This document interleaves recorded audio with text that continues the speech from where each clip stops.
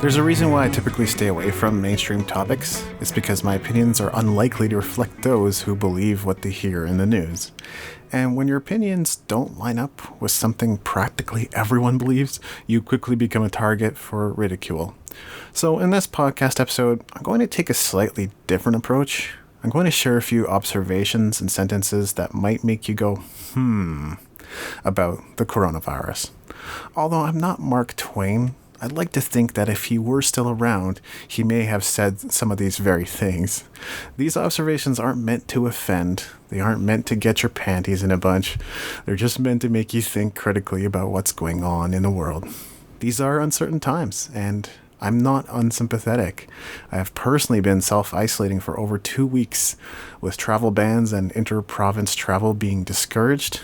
I'm opting to stay in Calgary because no matter where I go, I'm just going to be self-isolating for the foreseeable future. But enough about me. Cordially, I hope you are well. I hope your family and friends are well.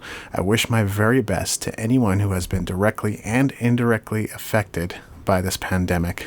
While I don't think we're headed straight for Armageddon to begin with, I want you to know that there is hope. Things are going to get better. So with that, I'm going to get into some things that will make you go, But if you're easily offended, this is the time to shut off this podcast episode. Fair warning. Observations about the coronavirus. The only way toilet paper is going to save you in the apocalypse is if God himself accepts it as currency. Instead of buying toilet paper, consider buying books. You can be educated, entertained, and inspired by the content on the inside. And worst comes to worst, you can use them as toilet paper too. Alcohol takes the lives of up to 3 million people annually, and yet we don't shut down the world to analyze the situation. Car accidents result in roughly 1.35 million casualties each year, but you don't see anyone trying to put the world on lockdown to solve the issue. Each year, the flu takes the lives of 16,000 to 61,000 people. So far, we're right on track.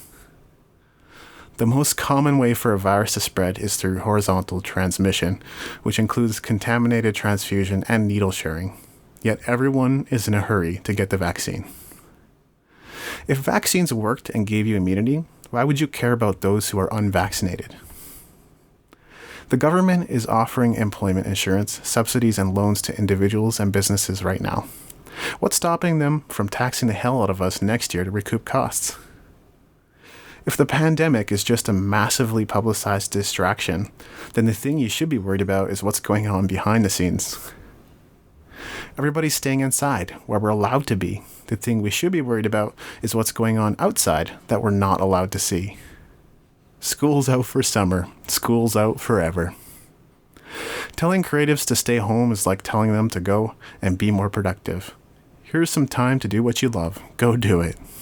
So with that, I'd like to close another episode of the podcast. No matter where you are, no matter what's going on in your world right now, from the bottom of my heart, I wish you my very, very best. This is a great time to think and reflect, set goals, make plans, strategize, connect with friends, create new connections, practice, write, record, publish, and more. It can be an opportunity for you to achieve the things you've been meaning to get to. Take care, be well, and don't overdo it. This is David Andrew Weeb, and I look forward to seeing you on the stages of the world when they're open again.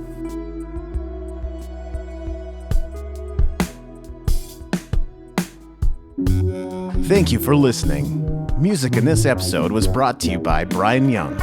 Wherever you're listening to this right now, please consider leaving a 5-star review and comment to help us get the word out about the podcast.